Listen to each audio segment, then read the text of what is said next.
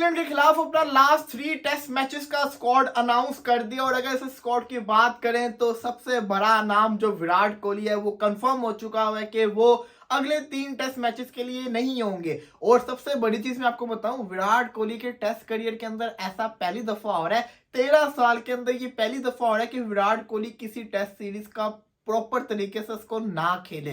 तो ये एक बहुत बड़ी चीज है, लेकिन कोई इश्यू था, कोई वजह है, इस वजह से ऐसा हुआ। तो हम सबको विराट कोहली को इस मैटर के अंदर सपोर्ट करना चाहिए। ऑलरेडी जो सीरीज है ये 1-1 से लेवल है। इंग्लैंड की टीम इस अबू धाबी के अंदर है, वो कुछ दिनों के अंदर इंडिया वापस आ जाएगी। अब इंडिया ने जो स्क्वाड अनाउंस किया है इसकी अगर बात करें, इसकी डिटेल से बात करें, इसके अंदर से श्रेयस अय्यर को ड्रॉप किया गया, आकाशदीप को इसके अंदर टीम के अंदर शामिल किया गया, और भी नामों की वापसी हुई, उनको डिटेल से बात करेंगे। लेकिन सबसे पहले बात करते हैं, अगर आपने अकाउंट को फॉलो नहीं किया तो कर ले, चैनल को भी सब्सक्राइब कर ले। आईएल T20 लीग की भाई कल बड़ा भरा मैच था, desert vipers versus Dubai capital का, और Sikandar Raza, remember the name, Zimbabwe के ये कैप्टन है, T20 के स्पेशलिस्ट हैं, इन्होंने सिकंदर रजा ने अनिपॉ प्रोग्राम कर दिया। आखिरी बॉल पे छक्का चाहिए था, लास्ट बॉल के ऊपर 6 मार के इन्होंने रिकॉर्ड बना दिए। शानदार किस्म का ये बॉलर है, शानदार किस्म का ये बल्लेबाज है, और शानदार किस्म का ये फिनिशर है कि जब इन्होंने खेल रहे थे ना, ये उस वक्त स्लो खेल रहे थे, 31 बॉलों पे 33 के ऊपर थे, लेकिन एट द एंड जब मैच को डीप तेज खेलना था तो उन्होंने ऐसी गेम चेंज की, और आखिरी बॉल के ऊपर छक्का मारना कोई आसान बात नहीं होती, बहुत मुश्किल बात होती है, और वो भी इतना प्यारा स्मूथ छक्का मारना। तो सिकंदर रजा ने वो काम करके दिखाया है जो हमें, जिसे कहते हैं ना, 3 से 4 साल के अंदर एक दफा देखने को मिले, पूरे डेकेड के अंदर एक दफा देखने को मिले, वो वाला काम किया है। मुझे याद है अभी भी एक साउथ अफ्रीका की लीग चल रही थी, उसके अंदर ऐसा हुआ था, 2 बॉलों पे 2 छक्के मारे थे, मिचेल मार्श ने भी मारे हुए हैं। तो ये बड़ी बड़ी चीज होती है, बड़े कम आपको देखने को मिलते, लेकिन सिकंदर रजा के भी नाम ये वाली चीज चलेगी है, शानदार किस्म की इन्होंने परफॉर्मेंस करके दिखाई है। अब बात करते हैं इंडिया के टेस्ट स्क्वाड की। रोहित शर्मा कैप्टन, यशस्वी जायसवाल, शुभमन गिल, केएल राहुल के आगे स्टार्ट बना हुआ है। जी हाँ, केएल राहुल के आगे स्टार्ट बना हुआ है। KL Rahul subject to fitness है।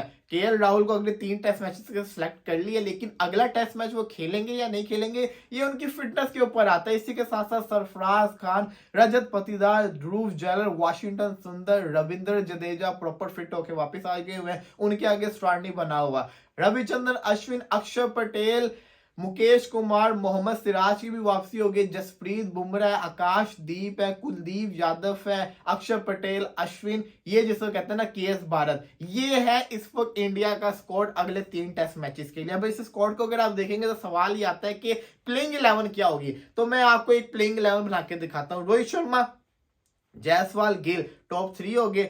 नंबर 4 के ऊपर आपके आएंगे केएल राहुल या रजत पाटीदार। चलो रजत पाटीदार को नंबर 4 पे करो, नंबर 5 पे केएल राहुल हो गया। नंबर 6 के ऊपर आपके केएस भारत, नंबर 7 के ऊपर जडेजा, 8 पे अश्विन, 9 के ऊपर अक्षर पटेल, 10 पे बुमराह, 11 के ऊपर सिराज। और क्या पता कुलदीप को भी खिला लें तो सिराज की जगह कुलदीप को खिला लें, ऐसा पॉसिबल हो सकता है। लेकिन अगर आप इस 11 को देखें तो फिर हम कहेंगे यार सरफराज खान और ध्रुव जैलर किधर गए।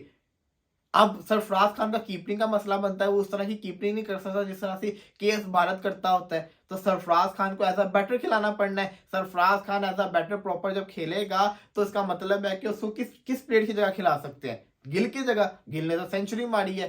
केएल राहुल की जगह, केएल राहुल की जगह पॉसिबल है। रजत पाटीदार की जगह, रजत पाटीदार की जगह भी पॉसिबल है, लेकिन रजत पाटीदार को एक टेस्ट मैच देख के बाहर करना ये तो ज्यादती की बात होगी। तो जो केएल राहुल के आगे स्टार बना हुआ है ना, उसकी बेस के ऊपर मैं समझता हूं कि ये सरफराज खान खेल सकते हैं। अगर तो केएल राहुल प्रॉपर फिट ना हो तीसरे टेस्ट मैच के लिए तो इस चीज के अंदर सरफराज खान को टीम में शामिल कर लिया जाएगा और केएल राहुल को चौथे 5वें टेस्ट मैच के लिए सेव कर लिया जाएगा, क्योंकि अभी तक सब्जेक्ट टू फिटनेस है ना, कंफर्म नहीं है केएल राहुल का कि तीसरा टेस्ट मैच खेलेंगे कि नहीं, लेकिन चौथे 5वें के लिए वो फुली अवेलेबल है। तो ये जो चीज है ना, ये बता देगी कि आपको कि केएल राहुल खेलेंगे या नहीं खेलेंगे। अगर वो नहीं खेलेंगे तो सरफराज खान उनकी जगह आ जाएंगे, और अगर तो इशू है तो मैं तो चाहूंगा कि केएल राहुल को बिठाई दे, सरफराज खान को चांस दे दे, क्योंकि आप ऑलरेडी बगैर राहुल जडेजा की भी तो टेस्ट मैच जीत गए थे।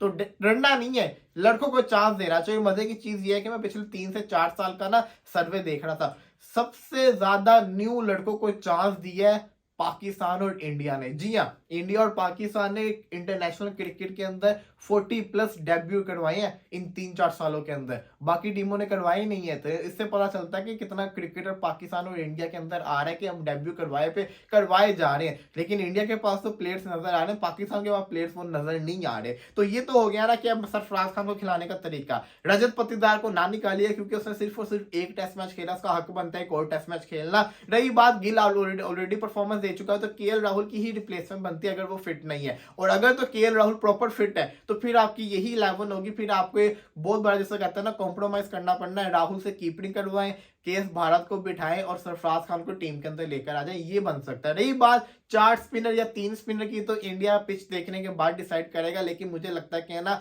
इंडिया सिराज, बुमराह, अक्षर, अश्विन और जडेजा के साथ ही जाएगा। अगर ये प्रॉपर बॉलिंग हुई उसके बाद कुलदीप यादव को तभी खिलाया जाएगा, अगर स्पिन विकेट हुई सिराज की जगह तब खिलाया जाएगा। या तो बुमराह को अगर रेस्ट देना होगा तो तब खिलाया जा सकता है कुलदीप यादव को, ये पॉसिबल हो सकता है। तो ये जो कहते हैं ना इंडिया का स्क्वाड था, मैंने आपको बता दिया। आपने जरूर कमेंट्स के अंदर ना अपनी प्लेइंग 11 बतानी है कि आपकी प्लेइंग 11 कौन सी होनी चाहिए तीसरे टेस्ट मैच के लिए। इंग्लैंड की जो टीम है ना वो एक अलग ही टाइप की स्ट्रेटजी यूज कर रही है। वो अबू धाबी के अंदर प्रैक्टिस कर रहे हैं, वो इंडिया के अंदर नहीं है। वो अपनी हर चीज को ना थोड़ा ना अलग तरीके से कर रहे हैं, और क्या पता वो कोई बड़ी हैवी किस्म की प्लानिंग के साथ आए और शानदार किस्म की परफॉर्मेंस भी करके दिखा दे। कुछ भी हो सकता है क्योंकि सीरीज अभी लेवल ही है ना, अभी वो सीरीज जिसे कहते हैं हारे नहीं है, सीरीज अभी जिंदा भी, सीरीज का आखिरी टेस्ट मैच तक फैसला जा सकता है। तो कुछ भी हो सकता है। तो इंग्लैंड बड़ी खतरनाक किस्म की तैयारियां कर रहा है छुप छुप के। अब देखना ये कि इंग्लैंड क्या करेगा। श्रेयस अय्यर इस वजह से बाहर है क्योंकि उनको पेन है। अब श्रेयस अय्यर, केएल राहुल